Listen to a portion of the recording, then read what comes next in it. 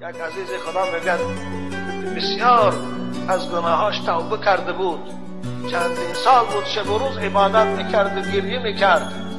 دوستاش میپرسیدن آخه چون اینقدر گریه میکنی؟ تو باقی در وقت تو بدبخت بودی، الان آخه 20 سال 30 سال شد تو نمازخوان هستی، تو ذکر خدا و قیام لیل داری، توبه داری، چون اینقدر گریه میکنی؟ از ترسی گناه ها. آخر گناه ها رو خدا گذاشت. خدا خود وعده کرده است که من بندم پشیمان شه و هستید توبه کنه من گناهش میگذارم. خودش وعده کرده. چون اینقدر تو خود عذاب میدی؟ میگفت آره میدانم خدا گناه رو میگذارد، لیکن شرمندگی این که من در بالای او زنک دیده بود، او من دیده بود، من به او رو پروشم، چطور روی وی نگاه میکنم؟ آیا زناگارا، آیا عرقخورا، خدا شما رو میبینه فگر رو برو به خدا میشی در مرافعی زودی باید تو رو که دیده بود در بالای این مرد فاحشه، در بالای این زن فاحشه، چطور روی او رو نگاه میکنی؟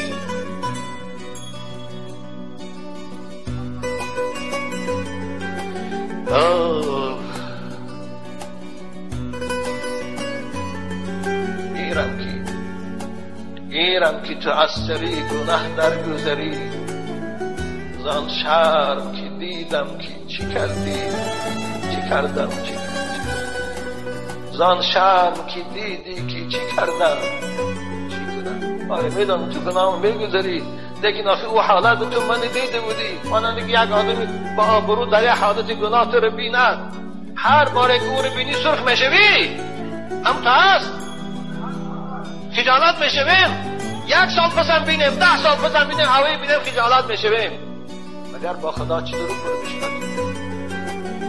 امروز میفهمم زنهای خانشین، زنهای قشلاقی که شوهر دارن، فاحشگی رو براشان کسب کردیان، منبع درآمد کردیان، منبع راحت کردیان. سحر سمکش میگیرد، تلفنش در گوشش بر پدری کسی لعنت که این تلفن‌ها رو برآورد. خداوند الهی فقیر کنه و سخت‌ترین حالت جزاش دیاد. تمام زن تاجیک، دختر تاجیک خواهی جوان است و خواهیاشون شوهردار در گوشش تلفن با همون فاحشی بدبختی صحبت دارن. از خانه‌اش برآورد تلفن میگه او خیلی لعنتیش میبره سوارش میکنه. اشترام داری کامونیستان یک این بوشرم بود، احتیاط کرده میرفت یک جای بجایی با ما میفردن. این روز دیگر نه شرم است نه احتیاج است. گفتن استانبول سیل زیر کرده، 2 متر 3 متر سیل خانه ها رو شسته. ایشان مولا عبدالرحیم قلندر است، مهمان ما بود. گفت او باید از این بدتر شود، زیرا وقتی که من در استانبول بودم میگه یک خانه یک شخص مهمان شدم و برای خاطری استراحت کردن، میگه بیرون برآمدم به بحر، در لب بحر رفتم، میگه در بین مردم مرد و زنی لچ عریان پیش آدم تو پیشین باید دیگر علاقه جنسی دارن. باید او از این بدتر میشون استانبول، باید فرو میرفت. من به رفیقان گفتم که بیایی رویم داد این بحر همه رو فرو میبرد.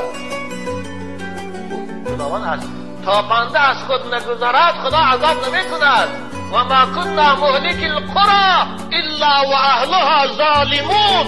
خدا میگه من اهل شهرها را هلاک میکنم که اونها از حد میگذرند.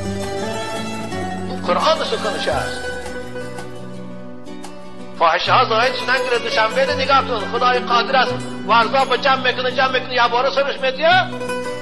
نه دوشنبه میمونده نه دیگر جا.